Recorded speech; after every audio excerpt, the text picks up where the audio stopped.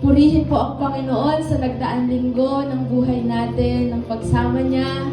Sige po, bago po tayo umawit sa Panginoon, sambitin po muna natin sa Kanya ang ating mga pasasalamat, ang ating mga papuri. O hallelujah, o hallelujah. Thank you po. Thank you, Lord God, sa kabutihan mo, sa katapatan mo, Panginoon, na hindi nagmamaliw, Panginoon, hindi nagkukulang sa aming mga buhay. O, salamat, Lord God, at hindi mo kami iniwan, bagkus ginabayan mo kami sa bawat desisyon na mayroon kami, Lord God, sa buhay na ito. Salamat, patuloy mo kaming pinalalakas, Lord God, patuloy mo kaming pinatatatag. At kung may mga pagkakataon, Panginoon, na hindi na namin masambit sa aming mga bibig, Panginoon, ang aming mga panalangin, ang banal na Espiritu mo, Panginoon, ang nagsasalita para sa amin, ang nananalangin para sa amin. At sa lahat ng ito, Panginoon, kami patuloy na namamangha sa iyo. Kami patuloy na nagpapasalamat, Lord God, sa kabutihan mo at sa katapatan mo. Oh, hallelujah, hallelujah. Tunay nga, Lord God, deserve mo, Panginoon, lahat ng aming papuri, ng aming pagsamba, Panginoon, at pagdakila. O hallelujah! O buksan natin ang ating puso sa ating Panginoon. O hallelujah! O hallelujah! Purihin ka, Panginoon. We welcome you, Holy Spirit, in this place. Take your rightful place, Panginoon, sa buhay ng bawat isa, sa puso ng bawat isa. Lord God, na totoo, Panginoon, na mananambahan, na bubuksan ang puso para sa iyo, Panginoon. Oh, hallelujah! Oh, hallelujah! Tunay kang dakila, Panginoon, at tunay kang mabuti sa amin. Purihin ka sa pangalan ni Jesus. Amen. Hallelujah. Sige po, let me encourage you, mga kapatid, sa salita ng Panginoon na matatagpuan natin sa Roma 8:26. Tinutulungan tayo ng banal na Espiritu sa kahinaan natin. Hindi natin alam kung ano ang dapat nating ipanalangin, kaya ang Espiritu na rin ang namamagitan sa Diyos para sa pamamagitan ng mga daing na hindi natin kayang sabihin. Sobrang buti ng Panginoon dahil sa mga pagkakataon, kapatid, na nakakaranas tayo ng mga pangihina, mga pagkakataon, nakaranas tayo ng mga problema, pagsubok, hindi tayo iniiwanan ng Panginoon. Bagkus sa mga oras na yun, mas malapit siya sa atin. Mas lalo niya tayong sinasamahan, tinutulungan. The Lord is not here. The Holy Spirit is not here to condemn us, na sabihin sa atin yung mga pagkakamali natin at pagkukulang natin. Bagkus pinupunuan niyang lahat-lahat ng iyon. Kaya nga po, sige po, konting babad pa, konting taas pa ng kamay, konting pasasalamat pa, ibigay natin ang lahat para sa ating dakilang Diyos. Oh, hallelujah! Oh, kami magbabawat sa iyo, Lord! Hallelujah!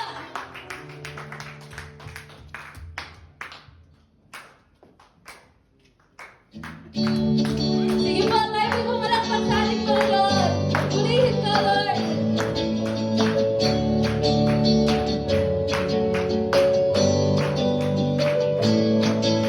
Sarap-sarap pa rin sa iyo, O Panginoon.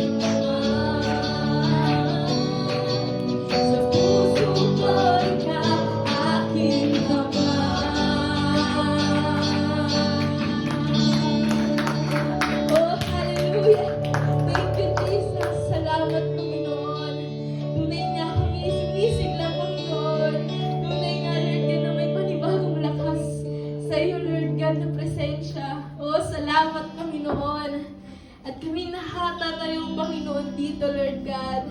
Kami nakasasamba sa iyo, Panginoon. O salamat sa biyayang taglay mo.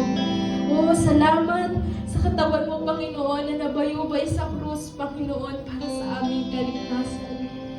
O Lord God, salamat sa kabutihan mo. Tunay nga namin, Lord God, pinagdiriwang ka, Lord God. Pinagpapasalamat, sinasambal, Lord God, ang pangalan mo.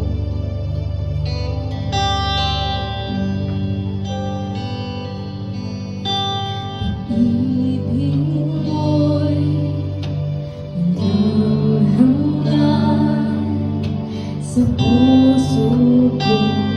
Ika'y nananahan. Ang kabatan mo, walang kamatay. Kabutihan mo sa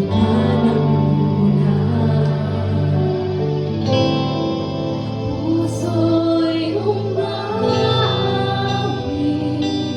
sa pagsamba. Aking Diyos, ako'y namahaw ng biyayang taglay ng pag-ibig mo, O Jesus. Ganap ko'y lubos, buhay mo'y inalay, upang sa'yo'y mabuhay. Pagsamba ng puso ko'y alay, sa'yo aking Diyos.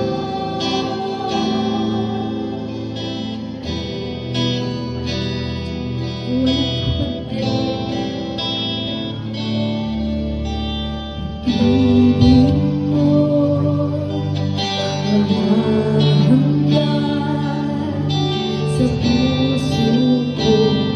Ika'y nananahan.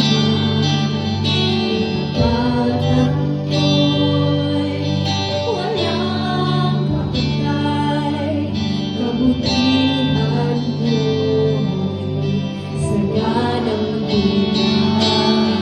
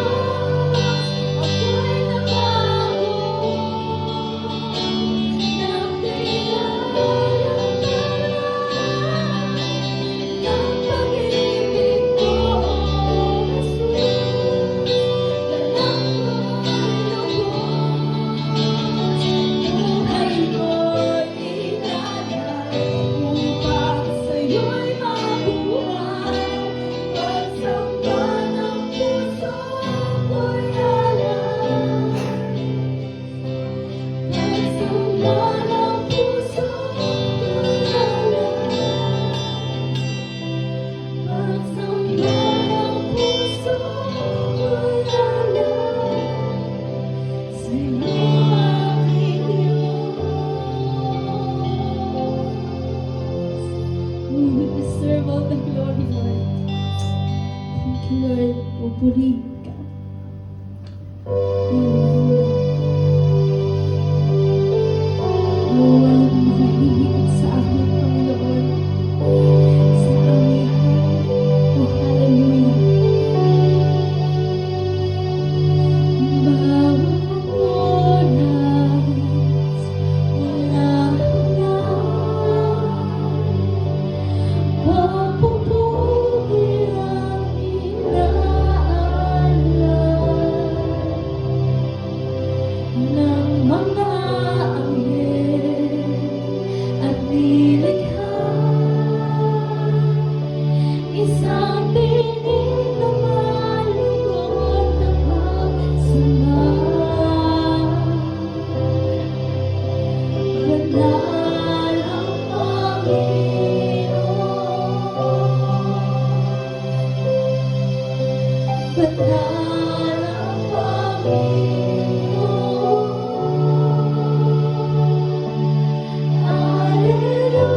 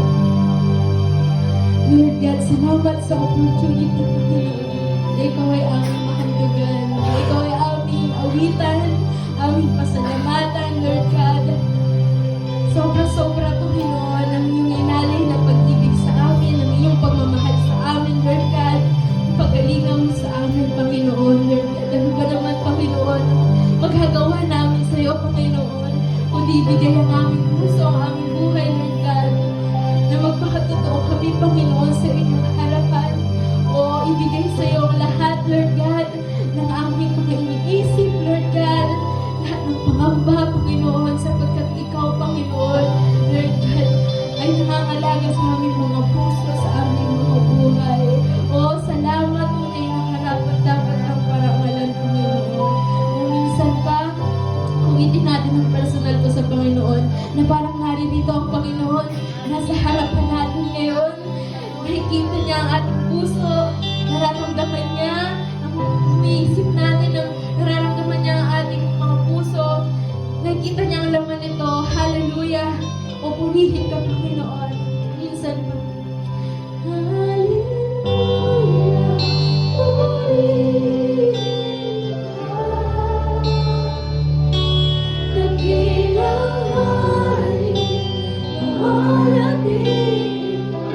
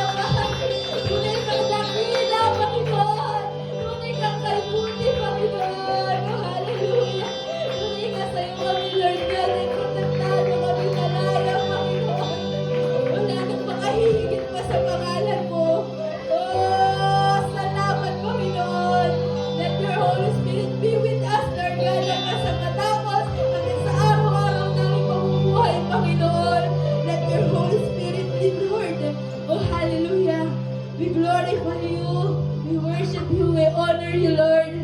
We love you, Lord. Sige po, sabihin natin, mahal kita, Panginoon. Mahal kita, Banal na Espiritu. Oh, samahan mo kami, pangunahan mo kami, mamuna ka sa amin. Oh, hallelujah. Thank you, Lord. Salamat po. Salamat, O Diyos. Hallelujah. Sige po, tayo po ay makakaupo na at atin pa rin po pasalamatan ng Panginoon sa kanyang ginawa. Hallelujah. That's the Holy Spirit working on us, changing us. Hallelujah. Praise God. Hallelujah. Amen.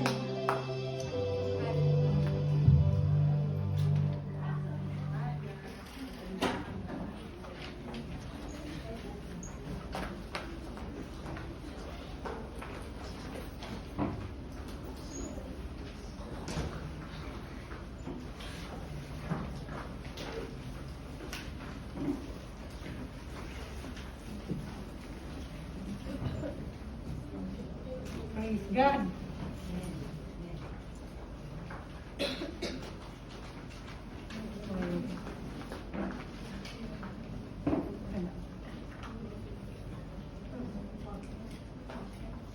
Praise God. Purihin po ang Panginoon. Amen?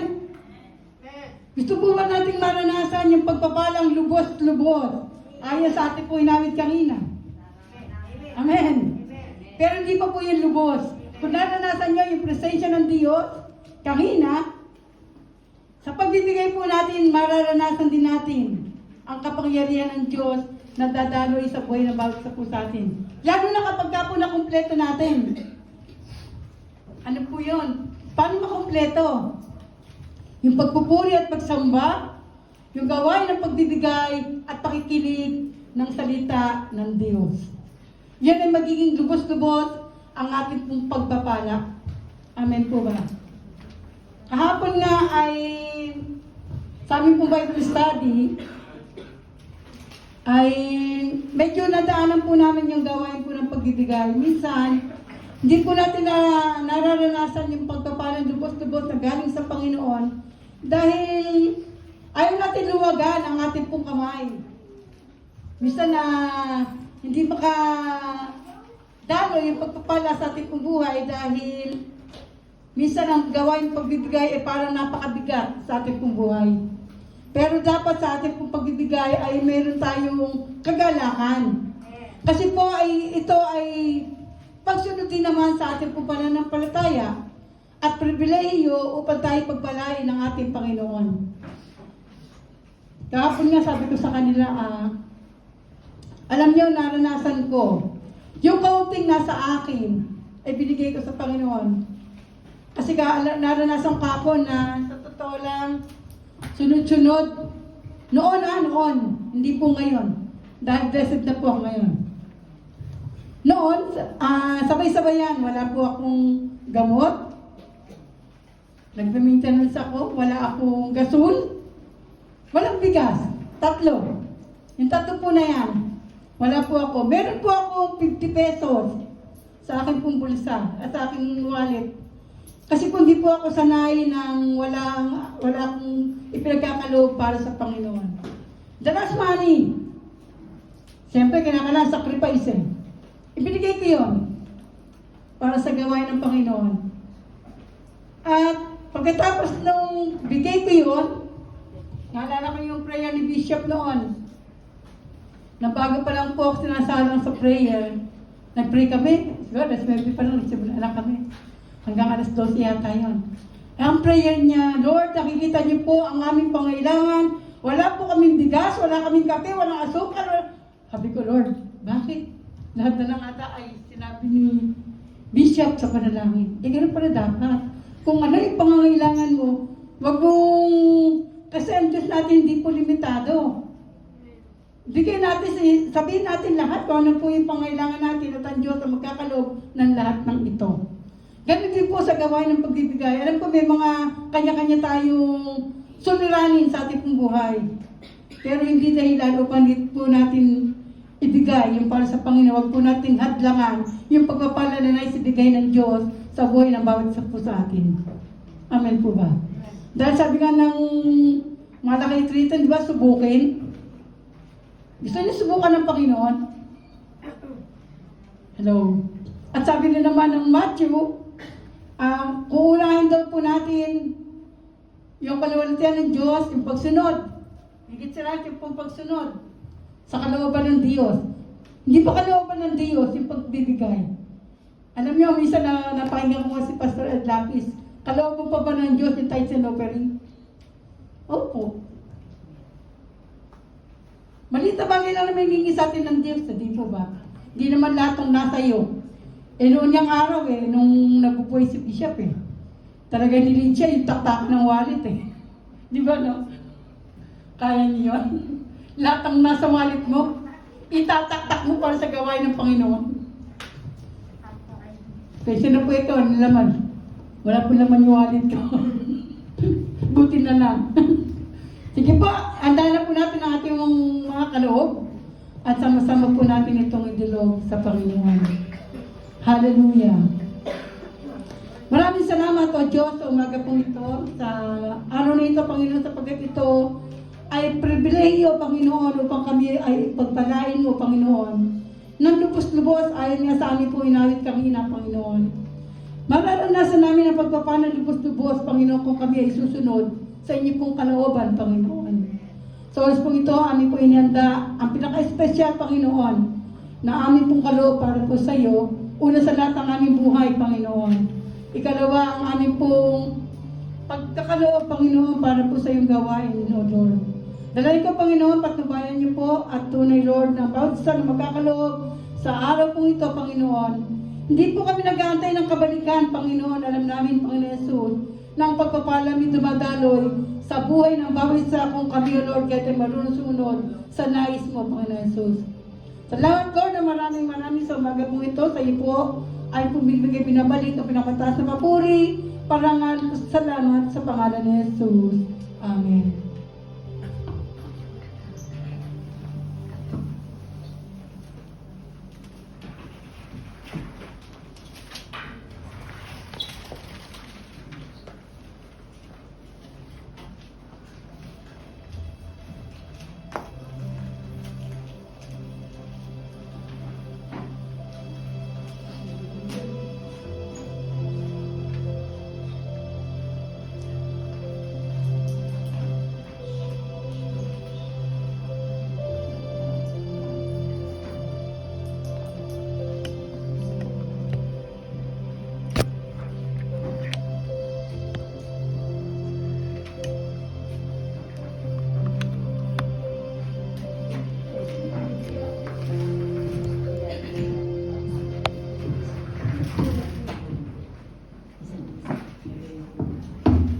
Praise God po. Purihin ang Panginoon.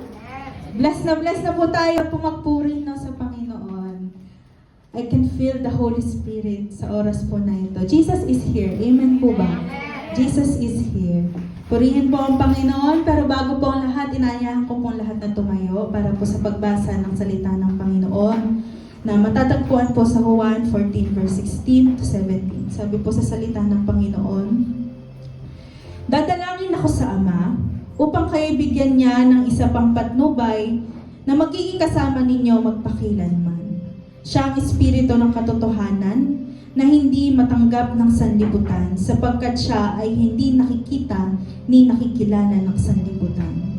Ngunit nakikilala ninyo siya sapagkat siya'y nasa inyo at siya'y mananatili sa inyo." Purihin po ang Panginoon. Tayo po'y manalangin. Hallelujah, hallelujah, Lord God. Maraming salamat, Panginoon, sa presensya mo ngayong umaga na ito. We are overwhelmed, Panginoon, by your Holy Spirit, O God. Salamat, Panginoon, sapagkat pinaparamdam mo sa amin, Panginoon, na ikaw ay kasama namin, Panginoon, na kami ay hindi mo iniwan, Panginoon, na ikaw, Panginoon, ay laging nariyan, Panginoon, nakatingin kasama namin at sumasa amin, Panginoon. Salamat sa banal mong Espiritu, Panginoon, na siyang kumikilos sa kalagitnaan namin, Panginoon. Naniniwala po ako, Panginoon, na binuksan mo na ang puso ng bawat isa at inihanda mo na kami sa lahat ng salita na maririnig namin, Panginoon, sa umagang ito. Salamat sa kaunawaan, sa karunungan, Panginoon, na ibibigay mo sa amin, Panginoon. Lord God, maraming salamat sa tatanggapin namin, Panginoon, na pagkain ng iyong salita, Panginoon. At nawa, Panginoon, Lord God, mabusog kami, Panginoon. Satisfy us, Panginoon. Satisfy us today, O God. Lord God, di kami aalis, Panginoon, sa lugar na ito, Panginoon, na hindi nararanasan ang pagpapala mo, Panginoon. And we are receiving, O God, we are receiving it, O God, ngayon pa lang, Panginoon. Salamat sa banal mong Espiritu, Panginoon. At salamat sa dakilang pag-ibig mo, Panginoon. Lord God, ngayong linggo na ito, Panginoon, na pinagdiriwang namin, Panginoon, Lord God, ang ginawa mo sa krus ng Kalbaryo, Panginoon Jesus. Maraming salamat, Panginoon. Inaalala ka namin, Panginoon, sa aming buhay. Hindi matatawaran ng kabutihan mo, hindi matutumbasan ng katapatan mo, Panginoon. Maraming salamat muli sa iyo namin naalay ang pinakamataas sa papuri, pagdakila at pasasalamat sa pangalan ng aming Panginoon Jesus. Amen. Amen. Sige po, tayo po ay makakaupo na po. Purihin po ang Panginoon. Amen. Praise God po. Ngiti nga po tayo. Ngiti natin ang ating mga katabi. Yan. Tingnan mo kung mukha bang blessed yan o mukhang stress. Yan. Sana tayo ay mukhang blessed. Hindi po punta dito nang hindi pinagpala. Amen? Bago pa tayo pumunta, si Lord, bless na tayo ng Panginoon. Amen. Holy Week na naman. Holy Week na po ulit. Ang bilis ng panahon, di po ba? Parang kailan lang nung huli nating madaling araw na ating pagsamba. So, sa Sunday po, meron po ulit tayong ganon. So, Holy Week na po ulit. Ang bilis ng panahon. Pag sinabi pong Holy Week, yan, may echo. Pag sinabi pong Holy Week, ano po yung mga bagay o sino-sino po yung mga naiisip po natin tuwing Holy Week? Magbigay nga po kayo. Si Jesus, syempre. Sino pa po? Si Judas. Ano po yung mga bagay na isip natin? Palaspas. Last Supper. Ngayon, di ba po palaspas daw? Last Supper. Siyempre, yung krus ng Kalbaryo. Sino pa? Si Pedro, yung tilawak ng manok, si Pilates, si Maria. Marami po tayong naiisip. Siyempre, ang Panginoong Jesus, ang pinakamalagang naiisip po natin tuwing Holy Week. Siya talaga yung main. Baka naiisip niyo po, swimming pool, beach, gala. Yan po naisip yung pag Holy Week. Naku, magsiset na kami. Set na yung gala namin. Baka yun po yung naisip yung bakasyon. So, ito pong Holy Week na ito po yung pag-alala po natin. So, huwag natin baliwalain. Though we need to kailangan po nating alalahanin sa bawat araw ang ginawa po ng Panginoong Jesus para po sa atin. Ito po yung panahon kung saan inaalala po natin ang ginawa ng Panginoong Jesus. Hindi lang po dapat sa week na ito, kundi sa bawat araw po ng ating buhay. So, ang dami po nating iba't ibang naiisip na bagay o persona. Ang dami po nating naiisip tuwing pong Holy Week. Pero alam niyo po ba, meron tayong isang persona na nakakalimutan natin tuwing Holy Week. Hindi po siya kasama nung sumisigaw ng pinapakong Panginoong Jesus. Hindi siya masyadong binanggit, hindi siya napapansin, hindi siya naaalala tuwing Holy Week ng mga tao. Hindi natin siya pinapansin. Hindi kasi siya masyadong mention po nung pinako ang Panginoong Hesus doon sa krus ng Kalbaryo. Hindi rin po siya yung nakipaglaban. Hindi po niya pinaglaban ang Panginoong Hesus. Pero alam niyo pong ginawa niya, pinalakas niya ang Panginoong Hesus. Hindi po siya binanggit sa mga senaryo noong nung pinapako ng Panginoong Hesus. Pero alam niyo po na present siya lagi. Alam niyo po kung sino ito? Walang iba kundi ang banal na Espiritu. Kaya po, ang title po ng atin pong paksa sa umagang ito, The Hidden Hero of the Holy Week. Praise God. Ang lihim na bayani ng, ano ba yung taga ng Holy Week? Mahal na araw, yan. So, sino ba yung hidden hero natin? Yun po ay walang iba, kung hindi ang banal na Espiritu. The 5 works of the Holy Spirit, then and now. So, kumilos ang banal na Espiritu po noon at ngayon. At makikita po natin, ipapakita po sa atin ng Panginoon ngayong umaga na ito kung paano nga ba kumilos ang banal na Espiritu noon at hanggang sa panahon po natin ngayon. So, number 1, the Holy Spirit prepared Jesus. Inihanda ng banal na espiritu ang Panginoong Hesus. Mababasa po natin sa Lucas 4 verse 1. Sabi po rito, umalis si Jesus sa Jordan na puspos ng banal na espiritu at dinala siya ng espiritu sa ilang. Saan po siya dinala? Sa ilang. So bago po yung mga himala, bago yung nangyari sa krus, bago yung muling pagkabuhay ng Panginoon, pinuspos muna ang Panginoong Hesus ng banal na espiritu at dinala po siya sa ilang. Bakit? Bakit kaya? Dahil alam niyo po, sa tuwing may mangyayari pong malalaking bagay, may inahanda pong malaking bagay ang Diyos, laging may paghahanda. So yung ginawa po ng Panginoong Hesus na yon, na dinala siya sa ilang, at kinausap siya ng banal na espiritu, kinausap siya ng espiritu ng Diyos. Inihahanda kasi siya ng Ama sa mangyayari sa Kanya. Preparation always comes first before the purpose.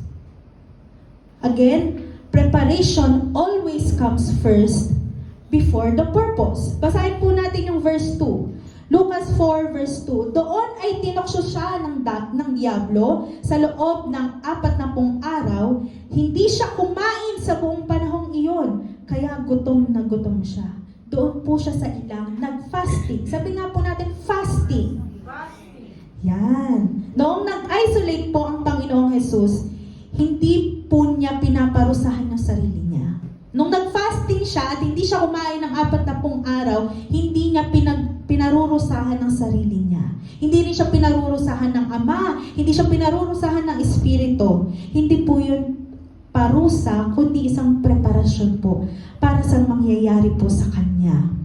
Well, alam naman po natin kung ano po yung dapat na ihanda ng Panginoon. Alam po natin kung para saan dapat pag-prepare ang Panginoong Hesus noong mga panahon po na yon.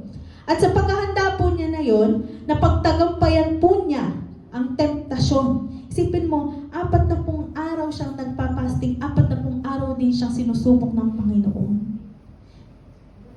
Ikaw nga tayo nga minsan-minsan lang sinusubok, hirap na hirap pa tayo. Isipin mo yun, straight 40 days. Subukin ka talaga ng diablo. Ay, talaga naman. Di ba? Kaya nga po nag-fasting ang ating Panginoon. Ngayon pong Holy Week, magkakaroon po tayo ng fasting. Swerte nga natin ngayon, di ba yung fasting natin hindi na katulad nung dati talaga na walang pagkain. Nauso na ngayon yung Daniel's fast. Kung saan yung puro gulay na kinakain natin, natural foods lang. Or yung iba naman talagang nagpa-fasting pa rin ng full fast. Pero swerte po natin na nakakapag-fasting po tayo. Sapagkat sa pagpa-fasting po, sa pagpunta po natin sa ilang sa ating buhay, sa pag-isolate po natin with the Lord, doon po tayo inihahanda ng Panginoon sa malalaking bagay. Napagtagumpayan ng Panginoong Hesus ang temptasyon. At ganoon din po tayo kapag po ginagawa po natin ang pagpa-fasting po na ito. Alam po ba natin, tayo po ba, alam po ba natin kung ano po ang pinaghahandaan natin? Do we know what we should be preparing for? Alam po ba natin kung saan dapat tayo maging handa? Alam ba natin ang mga bagay na dapat nating paghandaan sa ating pong buhay? Yung fasting po kasi, yung pag-aayuno po kasi, this is emptying ourselves. Emptying. Ibig sabihin, wala tayong laman. Tinaalisan natin ng laman ng ating sarili mula sa mundo na ito. Kumbaga, wala tayong laman mula sa worldly things. Ganoon po ang nangyari sa Panginoong Hesus. He emptied Himself. Inalisan po niya ng laman ang kanyang sarili. Literal. Nilabanan po niya ang kanyang laman nang sa gayon, the Holy Spirit can fill in. So, mga kapatid, we need to empty ourselves so that the Holy Spirit can fill in. Kasi kapag punong-puno tayo ng mga bagay sa mundong ito, hindi talaga magkakaroon ng puwang ang banal na Espiritu sa ating buhay. We are so full of ourselves. We are so much full in control na wala ng puwang ang banal na Espiritu para kumilos. Kaya nga po, kailangan i-empty po natin ang ating pong sarili. Ganon po sa ating mga Kristiyano. Kailangan po, inaalisan natin ang ating sarili ng mga makamundong bagay. Nang sa gayon ay makapanguna ang banal na Espiritu po sa atin. God is preparing us, mga kapatid. Naniniwala ako na sa gagawin po natin pag-aayuno na ito, hindi lang to sinabi ni pastor, hindi lang to napag-usapan ng mga leaders, ng mga elders. God is preparing us for something. Naniniwala po ba kayo doon? I don't know kung ano yung inihahanda ng Panginoon para sa bawat isa sa atin. Maaring may malaking opportunity para sa iyo. Meron kang pagdaraanan na kailangan mong mapagtagumpayan. May temptasyon na darating sa iyo na kailangan mong malabanan. Hindi ko po alam kung ano po ang inihahanda ng Panginoon para sa bawat isa po sa atin. Wala pong may katiyakan po sa atin. Nakikita po natin kung ano po yung nangyayari sa mundo. Nakikita natin na papasama ang mundo. And ang Panginoon, mas inihahanda niya tayo ng inihahanda. Hayaan po natin i-equip po tayo ng banal na Espiritu, katulad ng kung paano po tayong inihahanda at tinulungang mapagtagumpayan ng banal na Espiritu. Kung paano po niya inihanda ang Panginoong Hesus, ganon din po niya tayo inihahanda. Basahin po natin yung propesiya po mula po dun sa aklat ng Isaiah 11 verse 2. Sabi po rito, mananatili sa kanya ang Espiritu ng Panginoon at magbibigay ito sa kanya ng karunungan, pangunawa, kakayahan sa pagpaplano, kapangyarihan, kaalaman, at takot sa Panginoon. Ito po yung propesiya na isang hari po na mula sa lahi din ng David ay manggagaling. At ito po walang iba kundi ang Panginoong Hesus. So, ang Panginoong Hesus galing po siya sa lahi ni Haring David. Yung propesiya po na ito, pinapakita po nito sa atin kung anong klaseng espiritu meron ang Panginoong Hesus. Ano ba? Kaninang binanggit, karunungan. Karunungan para saan? Karunungan para masagot niya yung mga mahihirap na tanong sa kanya habang nasa mundo siyang ito. Naalala ko po noong ini-interview siya ng mga bata, iniisip ko po pag tinatanong siya ng kanyang mga alagad, ng mga bata, di ba ang daming mahihirap na katanungan sa kanya na kailangan niyang sagutin. Ganoon po ang binigay sa kanya ng banal na Espiritu, karunungang masagot ang bawat mahihirap na tanong. Ano pa? Kaunawaan. Kaunawaan po para maunawaan niya ang laman ng puso ng bawat tao. Ano pa? Kakayahang magplano para mapaghandaan po niya yung misyon niya habang nandito siya sa mundo. Ano pa? Kapangyarihan. Kapangyarihan para gumawa ng mga himala. Kaalaman. Kaalaman para magkaroon ng connection po sa atin. At higit sa lahat, takot sa Ama. Takot sa Diyos para manatiling konektado siya sa kanyang Ama. Ito pong espiritu na nasa Panginoong Hesus, Panginoong Hesus, ay siya rin pong iniwan po sa atin ng Panginoon.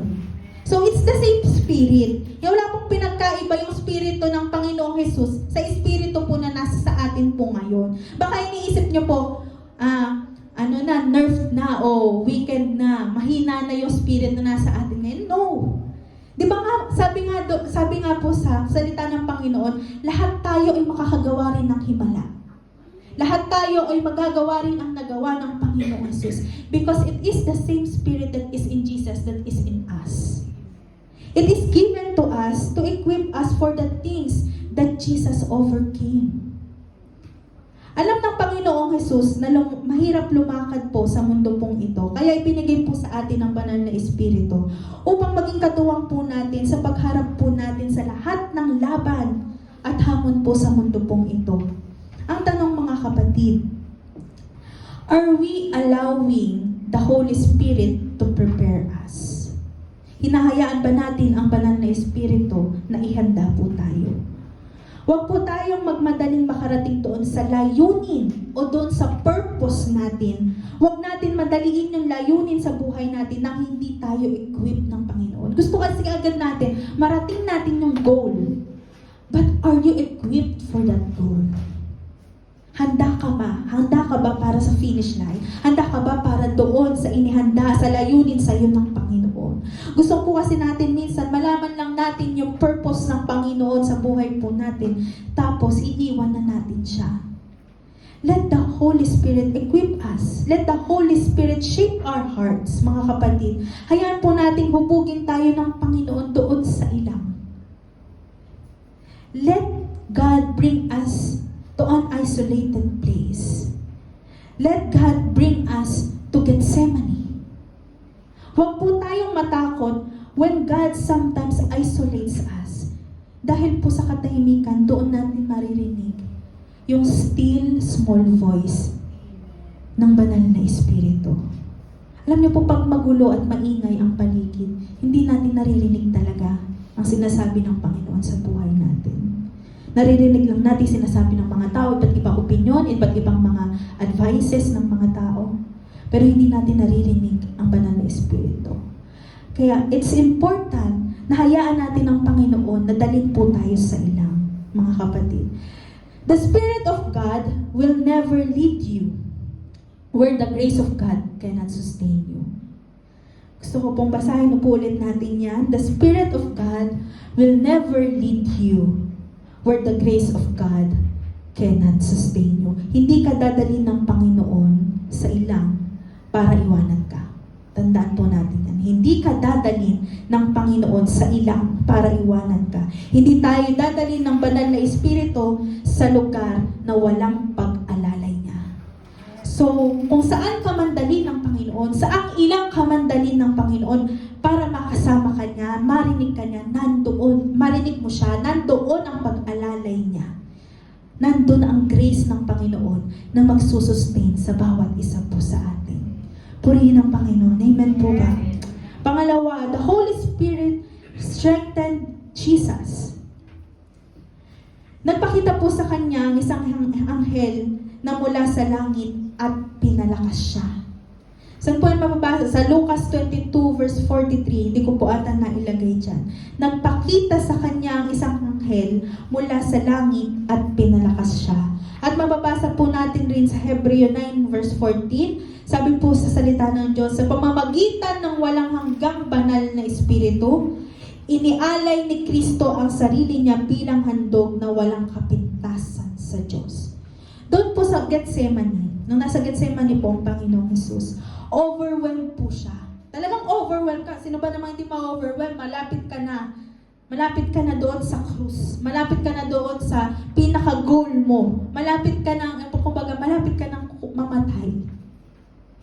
Malapit na niyang maranasan ang pagdurusa.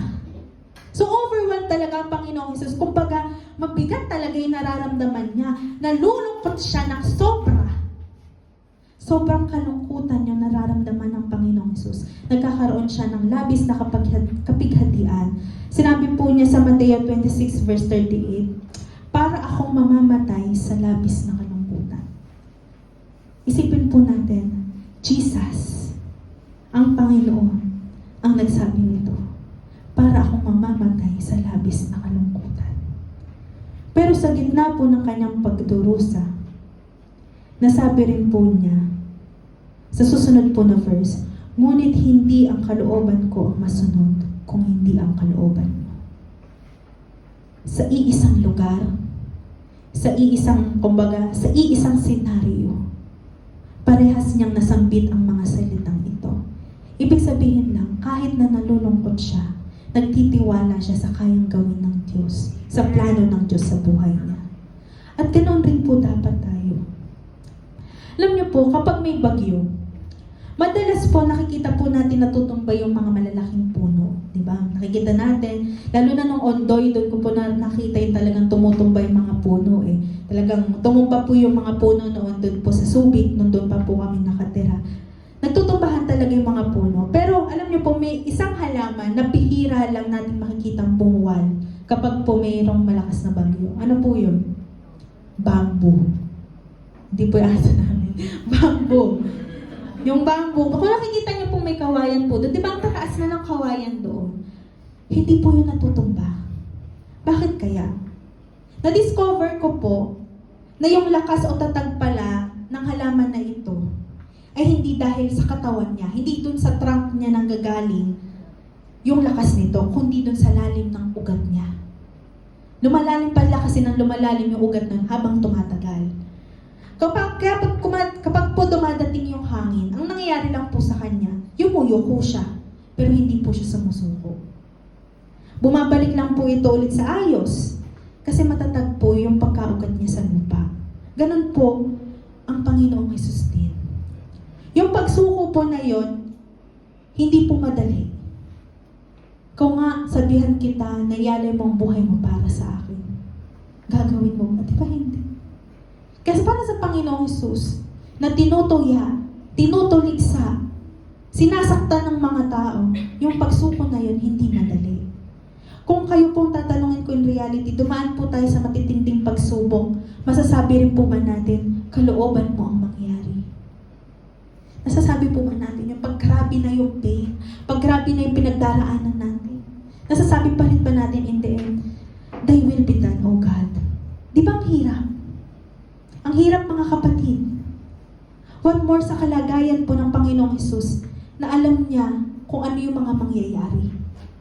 Pero nung sinabi po niya yung mga bagay na yun, hindi po ang laman niya yung nagsasalita that time. Nung sinabi ng Panginoon ng kalooban mo ang mangyari, hindi yung laman niya ang nagsasalita that time, kundi ang kanyang espiritu. Ang banal na espiritu. He is rooted deeply in the Holy Spirit that time. Diba sabi nga, puspos siya ng espiritu ng Diyos. So the Holy Spirit is the one talking. He did not break, mga kapatid. Hindi siya nagpatinag. Hindi talaga siya bumigay sa panunukso ng kaaway. Kahit na 40 araw siyang tinutokso, hindi siya bumigay. The more the temptation, the more he bends. I imagine that. Ganun ko po ini-imagine ang nangyari sa Panginoon.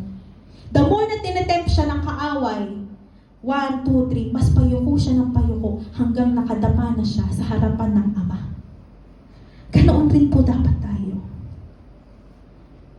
The more na tinetempt tayo ng kaaway, dapat mas nagbebend tayo ng nagbebend sa Panginoon. The more we are tested in this life, the more we bend in God. Binigyan po ng kalakasan ng banal na Espiritu ang Panginoong Hesus para makapagpatuloy po sa kanyang layunin kahit na ang bigat bitbitin ng krus ng Kalbaryo para sa atin. Ang banal na Espiritu po ang tumulong sa kanya. At ganoon rin naman ang banal na Espiritu po sa ating buhay. Pinalalakas po tayo ng banal na Espiritu para bitbitin natin ang sarili nating mga krus. May kanya-kanya tayong krus na dinadala sa oras na ito, kapatid. And the Holy Spirit is the only one na makakatulong at makakapagpalakas sa atin para mabitbit natin ito. Pinalalakas po tayo ng banal na Espiritu para magpatuloy sa ating pong takbuhin. Pinalalakas po tayo na mapagtagumpayan po natin ang ating pong mga kahinaan. Mentras na ang buhay po natin ay binabagyo, mga kapatid. Dapat mas yumuyuko po tayo sa Panginoon. Mas nagpapakumbaba po tayo sa Panginoon. Mas deeply rooted dapat tayo sa banal na Espiritu. Sabi nga po ni Johnny Erickson Tada, suffering can either drive us to despair or deeper into the arms of God. The Holy Spirit is the one who carries us through. Si Johnny Erickson Tada, siya po ay isang evangelical Christian author na naaksidente at paralisado po siya mula dito hanggang sa paa. So, for her to say this, we know kung saan niya dinala ang suffering niya. Again, para masabi niya ito, alam natin kung saan niya nilagay ang pagdurusa niya. It is in the arms of God. Doon niya dinala ang pagdurusa niya. Sabi nga po sa Roma 8 verse 26, tinutulungan tayo ng banal na Espiritu sa kahinaan natin. Hindi natin alam kung ano dapat nating ipanalangin, kaya ang Espiritu na rin ang namamagitan sa Diyos para sa atin sa pamamagitan ng mga daing na hindi natin kayang sabihin. Kapag wala na tayong masabi, masyado nang malalim yung sugat na meron tayo, hindi na natin maibukas ang ating mga labi para manalangin. Ang banal na Espiritu po ang namamagitan para sa atin. Ang banal na Espiritu ang nagsasalita para sa atin. Siya ang nagpapalakas po sa atin. At siya ang nananalangin para sa mga bagay na hindi na natin kayang sambitin. Kaya mga kapatid, hindi po tayo mag-isa sa ating mga pinagdaraanan. Hindi po tayo mag-isa sa ating mga pagturusa. Hindi po tayo mag-isa sa ating mga kalungkutan at kapighatian. Dahil ang banal na Espiritu po ang tumutulong po sa atin. Ang banal na Espiritu na tumulong sa Panginoong Hesus doon sa krus, doon sa Gethsemane, ay siya ring banal na Espiritu na tumutulong po sa atin sa oras po na ito. Amen po ba? Kaya po pangatlo, the Holy Spirit helped Jesus to obey. Sabi po sa Hebreo 9 verse 14 muli, sa pamamagitan ng walang hanggang banal na Espiritu, inialay ni Kristo ang sarili niya bilang handog na walang kapintasan sa Diyos. Hindi lang tiniis ng Panginoong Hesus ang sakit at hirap po ng krus ng Kalbaryo. Hindi lang po siya nagdusa, kundi kusang loob niya pong inialay ang kanyang sarili. Kusang loob. Walang pumilit sa kanya. Hindi lang niya basta tiniis ang lahat. Kusang loob talaga niyang binigay ang kanyang sarili. Gusto ko pong makita po natin ito. That He made a choice. He made a choice for us. Pinili po niyang ialay ang kanyang sarili para po sa atin. Hindi sariling lakas pisikal. Hindi po niya sa sariling kalakasan nagawa ang mga bagay na ito. Ito po ay nagawa niya dahil sa Espiritu na nasa Kanya. So nakasunod po siya sa layunin ng Ama para po sa Kanyang buhay. Kahit ang Panginoong Hesus po, nag-rely siya Nag-rely siya at umasa siya sa banal na Espiritu para ganap po siyang makasunod. So hindi sa sarili niya. Hindi po siya nag-rely sa na kaya kong bitbitin ang cross na to, kaya ko ito ng ako lang, kaya ito ng aking laman. Hindi po. Kinailangan niya rin ang banal na Espiritu ng Diyos. Sabi nga po ni Francis Chan, obedience is the fruit of love and the power to obey comes from the Holy Spirit. Sabi po sa Philippos 2 verse 8, at sa pagiging tao niya, nagpakumbaba siya at naging masunurin sa Diyos hanggang sa kamatayan, maging sa kamatayan sa krus. Tayo pa kayang mga tao, di po ba? Hindi talaga natin kayang makasunod sa ating Diyos nang wala ang banal na Espiritu. Hindi po talaga natin kaya. Kahit anong pagsisikap natin sa laman, hindi po talaga natin magagawang ang hiwalay sa banal na Espiritu. Alam niyo po, araw-araw, yan ang panalangin ko po. Ang main siguro yun po yung hindi nawawala sa prayer ko everyday sa Panginoon. Na Lord, I need your Holy Spirit. Kailangan ko banal na Espiritu mo sa araw na ito. Kasi feeling ko, hindi ko malalagpasan lang ang bawat araw nang iwala yung banal na Espiritu. Kahit sa mga simpleng bagay. I ask for the Holy Spirit. Hinihilingan ko yung banal na Espiritu. Kahit yung papasok lang ako sa trabaho, hinihiling ko sa banal na Espiritu na, Lord, samahan niyo po ako ngayon, samahan po ako ng banal na Espiritu mo, bigyan mo po ako ng mahabang pasensya. Araw-araw kasi, sinusubok tayo ng kaaway nang hindi natin namamalayan. Kaya naman araw-araw, kailangan din po natin ang banal na Espiritu ng Panginoon. Araw-araw po tayong sinusubok ng kaaway at araw-araw din naman tayo sinasamahan ng banal na Espiritu. Nagpakumbaba po ang Panginoong Hesus. Hindi po niya ipinaglaban yung karapatan niya na anak ako, anak mo ako, paparusahan mo ako. Hindi po niya ginanon. Hindi po niya pinaglaban yung karapatan niya. Hindi po niya tinakasan yung sakit. Hindi po niya tinakasan yung latay, yung sugat. Niyakap po niya ang kalooban ng Ama at nagtiwala po siya sa hangarin ng Ama at sumasa kanya po ang banal na Espiritu. May mga bagay po na pinapagawa sa atin ng Panginoon. Ano po ba yun? Baka may mga bagay na pinapagawa sa inyong Panginoon. Magpatawad, magpalaya, magpakumbaba, iwanan ng bisyo, iwanan ng kasalanan, humakbang sa pananampalataya. Ano man po yan na pinapagawa sa atin ng Panginoon. Ang pagsunod, hindi po talaga madali. Based sa nangyari din po sa Panginoong Hesus. Pero once we decide na sumunod, like Jesus, once He decided na gawin ang kalooban ng Ama, ang banal na Espiritu ang tumulong sa Kanya at siya rin tumutulong at nagpapalakas po sa atin para magawa po natin ang mga bagay na ito. At number 4 po, the Holy Spirit raised Jesus from the dead. Roma 8 verse 11, At dahil nasa inyo na ang Espiritu ng Diyos na muling bumuhay kay Jesucristo, siya rin ang magbibigay ng buhay sa inyong mga katawang may kamatayan. Gagawin niya ito sa pamamagitan ng kanyang Espiritong nananahan sa inyo. Hindi lang po himala yung muling pagkabuhay ng Panginoong Hesus. Hindi po niya resuscitate yung sarili niya para mabuhay siya. Kilos din po ito ng banal na Espiritu. So, ang Spirit din po, ang bumuhay po sa Kanya. Hindi po binuhay ng Panginoong Hesus yung sarili niya. The Holy Spirit raised Him from the dead. At yung kapangyarihan din po na iyon ang kumikilos po sa atin po ngayon. Alam niyo po, kahit gaano po kaganda ang isang alarm clock. So, may alarm clock. Kahit gaano kaganda ang isang alarm clock, kung walang battery, walang kuryente, hindi po yan tutunog. Kailangan po talaga niya ng power para po mag-work. Kailangan po talaga nito ng power para mag-work. Ganon din po ang katawan ng Panginoong Hesus doon sa libingan. It needs power to work. Hindi yun gumagalaw. Pero nang dumating na ang Espiritu, bumangon siyang muli sa kamatayan. Mababasa po natin sa Efeso 1 verse 19 to 20. Ang napakadakilang kapangyarihan ng Diyos para sa ating mga sumasampalataya sa Kanya. Ang kapangyarihan ding ito ang ginamit niya nang buhayin niyang muli si Kristo at nang paupuin sa Kanyang kanan sa langit. Yung kapangyarihan po na bumuhay sa Panginoong Hesus ay ang kapangyarihan din po nag-aalis ng ating kasalanan, ng ating kahihiyan, ng ating depresyon, ng ating adiksyon, ng ating mga takot.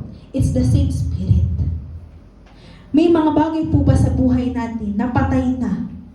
I don't know kung ano pong mga bagay sa atin na patay na, yung pananampalataya natin, pag-asa natin, kapayapaan sa buhay natin, wala na tayong purpose, nawala na tayo ng purpose sa buhay po natin, namatay na ang lahat sa buhay natin. Ano man po yan? Ano man po yan? The same Spirit na bumuhay sa Panginoong Hesus ang bubuhay din sa mga bagay po na yan. Sabi nga po ni Frederick Buechner, the resurrection means the worst thing is never the last thing.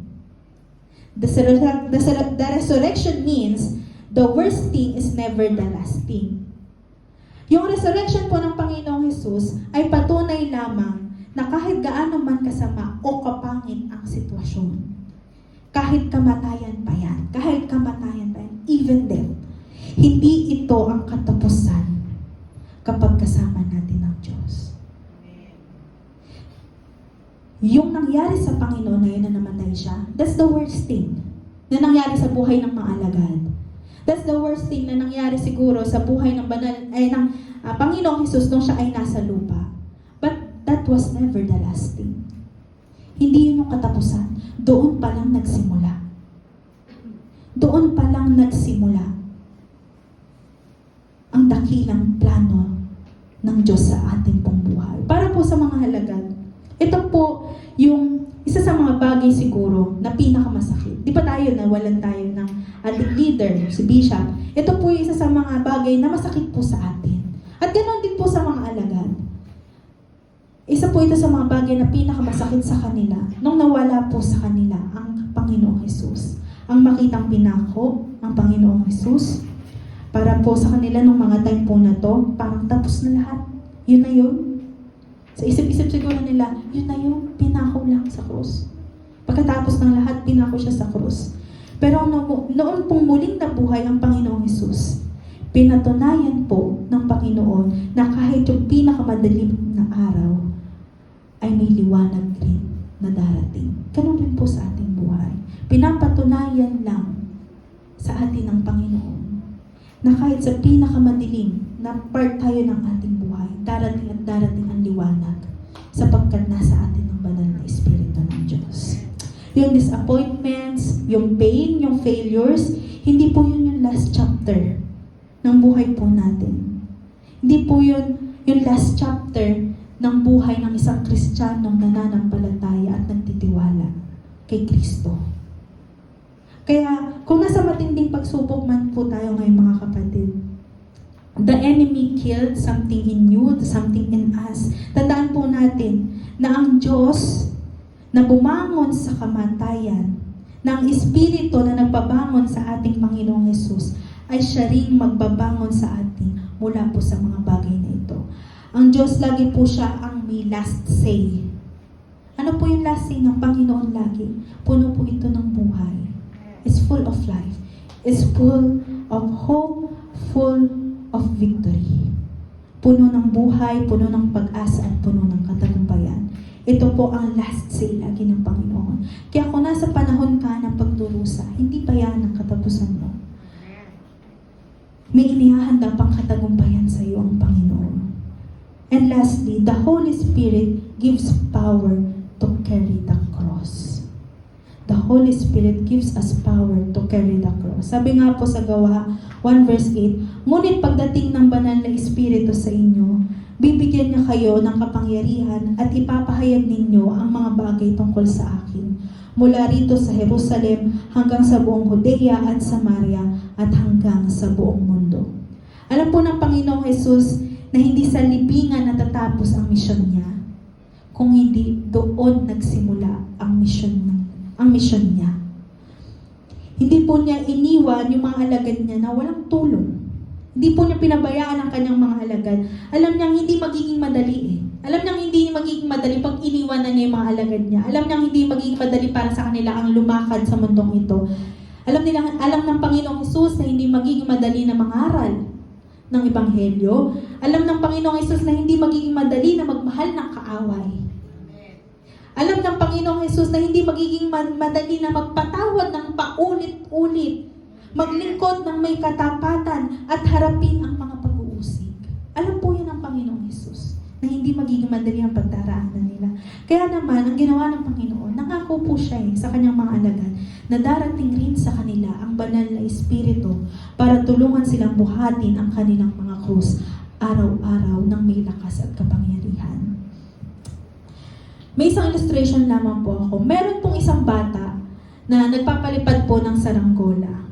Tapos habang nagpapalipad po siya, meron pong isang nagsalita, nagsabi po sa kanya, ang galing mo naman magpalipad ng saranggola. Pero sumagot po yung bata. Sabi niya, hindi naman ako yung nagpapalipad eh. Hangin yung may gawa niyan, ako lang yung may hawak ng tali. Ano pong point? Ganoon din ang banal na Espiritu. Minsan akala ng iba, yung lakas na meron tayo ay dahil lang po sa sarili po natin. Akala po natin, nabibitbit natin ang krus natin dahil lang po sa sarili po natin. Pero ang totoo, ang banal na Espiritu ang dahilan kung bakit nakakayanan natin bitbitin ang kanya-kanya nating krus. Ang banal na Espiritu po yung hangin na bumubuhay at nagtataas po sa atin. Tayo lang po yung may hawak ng tali. Tayo lang po ay nakasunod. Tayo lang po ay nagpapakumbaba at nagpapadala sa nais ng Diyos. Ang banal na Espiritu po ang nagbibigay po sa atin ng kapangyarihang kailangan po natin araw-araw. Hindi lang po ito para sa mga leaders, hindi lang po ito specific for the pastors, for the evangelists, for the missionaries. Hindi ito specific lang para sa mga tao na ito. Lahat po tayo ay tinawag para buhatin ang ating krus na mababasa po natin sa Lucas 9 verse 23. At imposibleng makayanan po nating buhatin nang sa sariling lakas lang po natin. Imagine, araw-araw tayong tinutokso ng kaaway. Imposibleng araw-araw naglalalabanan natin ang bagay na yun. Naglalabanan natin ang temptasyon na yun ng sarili lang natin. Dahil kung laman lang natin, naku, bigay na yan sa temptasyon ng kaaway. But because the Holy Spirit is in us, nakakayanan po natin makalakad. The Spirit within you is greater than the pressure around you. The Spirit in you is greater than the pressure around you. Sa bawat araw po na sinusubukan po tayong hilahin ng mundo, palayo po sa pananampalataya po natin, sa bawat laban po natin sa mga tukso, sa bawat desisyon po natin na nahihirapan tayong sundin ang kalooban ng Diyos. Ang banal na Espiritu po ang nagpapalakas po sa atin. Ang kapangyarihan po ng Diyos na sumasa atin ay mas higit kaysa anuman pong laban na pinagdaraanan po natin. Basahin po natin ito ng malakas at i-declare po natin. Sabayan niyo po ako. Greater is He than he that is in this world. Greater is he that is in me than he that is in this world. Amen. Purihin po ang Panginoon. Alam niyo po, dati inuulit-ulit ko po yan, kasabay po ng Psalms 91. Greater is he that is in me than he that is in this world. Yung talata po na ito, nagpapaalala po sa atin na hindi tayo powerless, na hindi katalunan.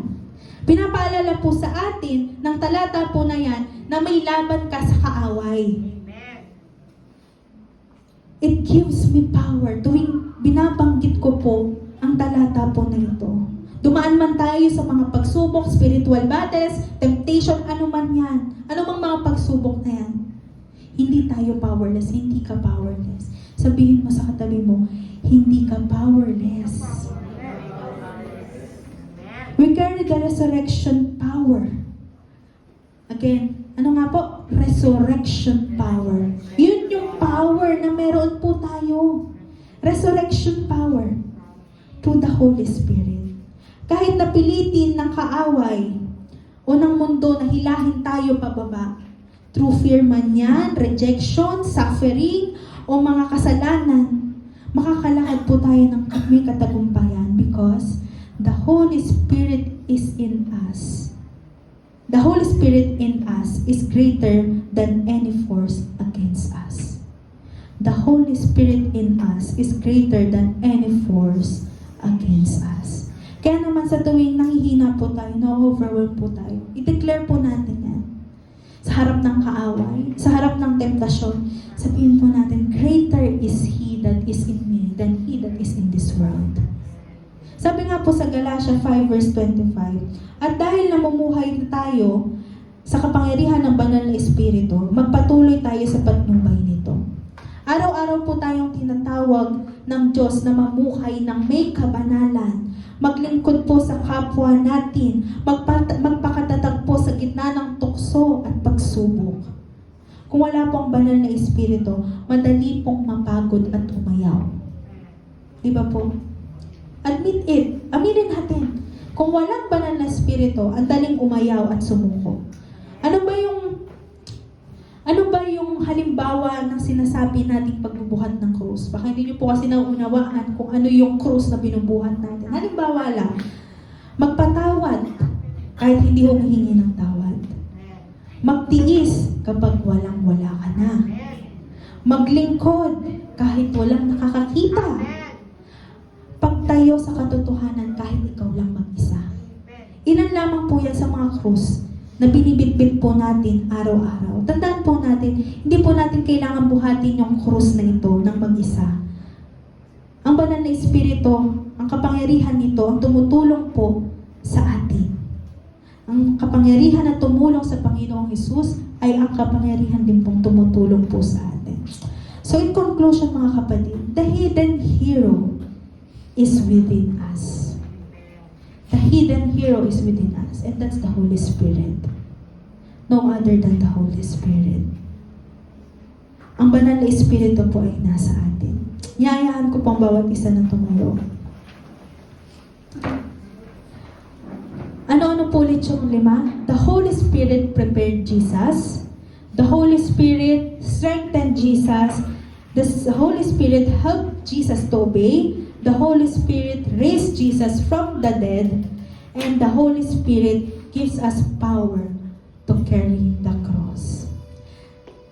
Sabi po sa Zacarias 4 verse 6, pinapasabi ni Yahweh, para po sa ating lahat ito, pinapasabi ni Yahweh na makapangyarihan sa lahat, ang tagumpay ay hindi makakamit sa pamamagitan ng lakas ng hukbo o sariling kapangyarihan, kundi sa pamamagitan lamang ng aking Espiritu. God is saying that to us today. Pinapasabi ng ating Diyos na makapangyarihan na hindi mo kaya nang wala siya. Tigilan na po nating pilitin na mamuhay ng Christian life sa pamamagitan po ng ating sarili. Let the hidden hero of the Holy Week be visible in power. Let the Holy Spirit move in our lives. Napakadakila po ng pag-ibig ng Panginoon. Di po ba? Yun po ang inaalala natin this Holy Week. Napakadakila ng pag-ibig ng Diyos para po sa bawat isa sa atin. Na hindi pa sapat sa ating Diyos na ibigay ang kanyang buktong na anak. Ayaw niya talaga tayong iwanan.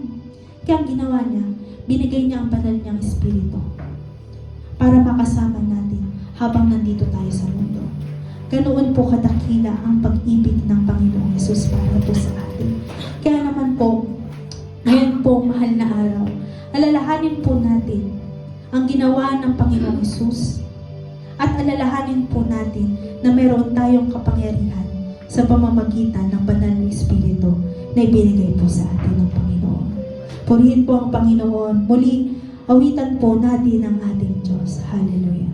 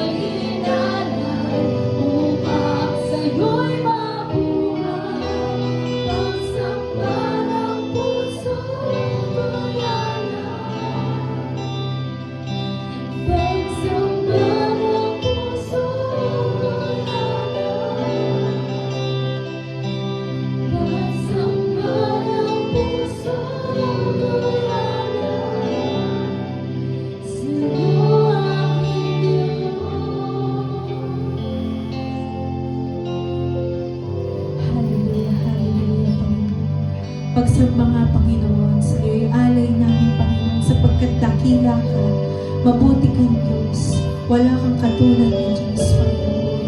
Salamat, Panginoon, Lord God, sa dakilang pag-ibig mo. Salamat sa buktong mong anak na si Jesus, at salamat sapagkat hindi mo kami iniwan, hindi mo kami pinabayaan sa pamamagitan ng iyong banal na Espiritu.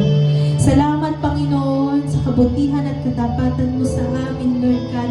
Salamat na pinalalakas mo kami, inihahanda mo kami. Salamat na tinutulungan mo kami buhati ng krus ng Kalbaryo, Panginoon. Salamat, salamat, Panginoon. Salamat sa katapatan mo, Panginoon. Purihin ka, purihin ka. Salamat sa iyong mga salita, Panginoon, na ibinigay mo sa amin sa umagang ito, sa pagpapaalala sa amin, Panginoon.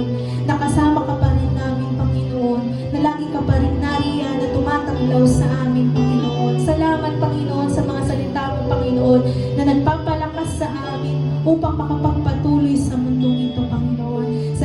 dahil matatapusin namin ang takbuhin ito, Lord God, na may katagumpayang mula sa iyo, Panginoon. Salamat sa biyaya ng pag-alalay mo, biyaya ng pagsama mo sa amin.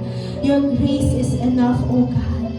Maraming salamat, Panginoon, at muli sa iyo namin naaalay ang pinakamataas naming pagpupuri, pagpapasalamat at pagdakila sa pangalan ng aming Panginoong Yesus. Ang lahat ay magsabi ng Amen. Amen. Hallelujah.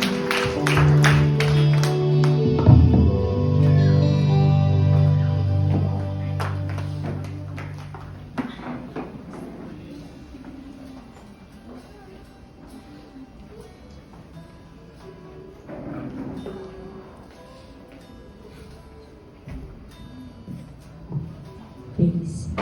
Dadako naman po tayo sa mga announcements po natin this week. Sa Sunday po, April 20, magkakaroon po tayo ng sunrise service. Ito po ay gaganapin dito sa Baliwag Church, 5 a.m. Para po andyan po si Lord. Ayan. Tapos, after po nun, sa Sunday din po, Youth Fellowship po, nagaganapin naman sa Camarin Church. SYP Ministry Retreat 2025 na gaganapin po sa San Antonio, Zambales. Sa May 1 to 2 po ito. May registration fee po na 1-2. Sa mga SYP po, inaanyayahan po namin kayo na makiisa sa kanila pong retreat. Masaya po yun. At talaga pong masarap makipag-fellowship sa kapwa po natin, mananampalataya. Next po ay Women's Fellowship po na gaganapin po sa Camarin sa Sunday din po ito. At this whole week po ay magkakaroon po tayo ng podcast everyday po. At ito po ay makikita sa Sister Cara. Saan po ito ipopost? Sa Facebook po. Sa Facebook page po natin mapapakinggan ang podcast po natin every day. 7 days Daniel's fasting po para sa mga workers and leaders. At ito po ay open sa lahat. Kung gusto po ninyo na makiisa sa ating Daniel's fast, 7 days, ito po ay hindi po tayo kakain ng karne, ng white rice, gulay lang po. Kung gusto niyo po kumain ng carbs, pwede naman po yung brown rice. And kung ayaw niyo po ng 7 days o mas effective po sa inyo yung water fast, pwede naman po 3 days. Yun lang po. Tayo po ay dadako na sa pray for one another. Pwede po ba hihingin ko po kayo na tumayo at hanap po tayo ng ating prayer partner. Yun po sana hindi po natin gaano nakakasama.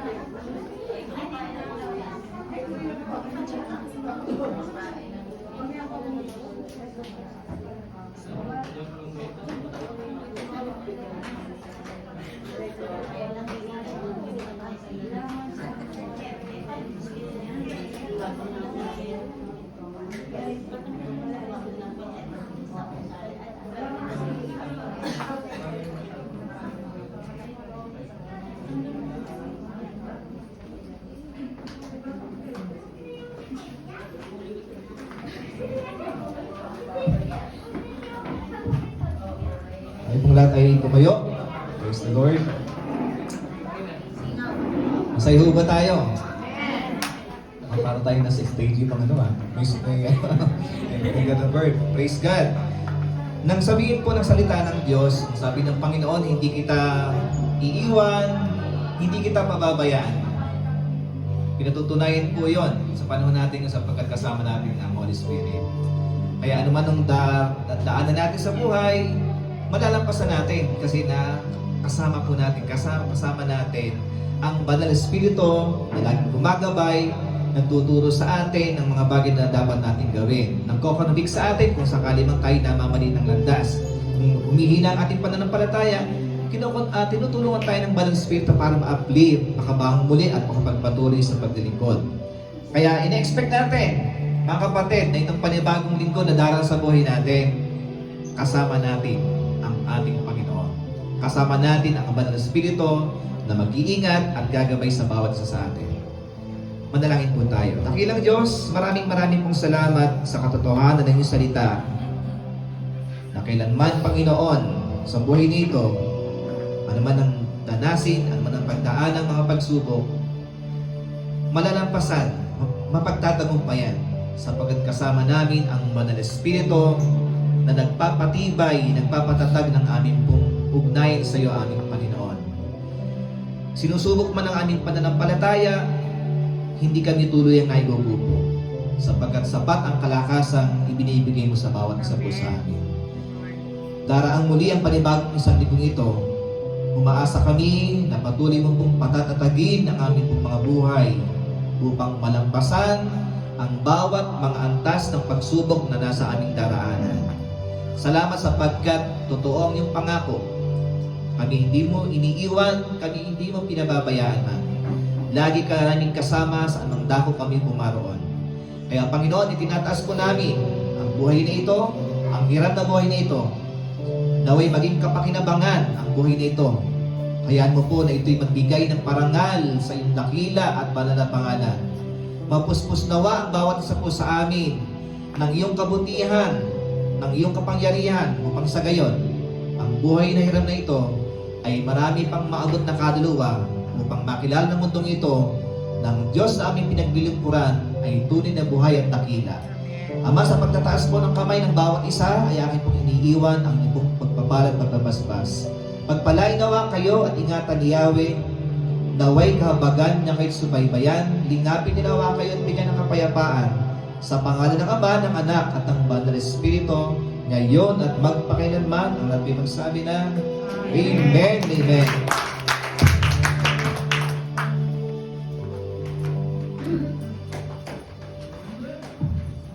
Purihin po ang salita ng Panginoon na natanggap natin ngayong umaga. Praise God. Sige po, palakpakan natin muli ang Banal na Espiritu. Purihin po ngayon. Thank you po. Tayo po ba ay nagagalak? Tayo po ba ay magaan ang kalooban natin sa umagang ito? Praise God. Yan po ang Banal na Espiritu na laging nagpapalakas sa atin, laging nagpapaligaya, nagpapagala. Sige po, minsan pa, awitan natin siya at magbigay tayo ng papuri sa Kanya.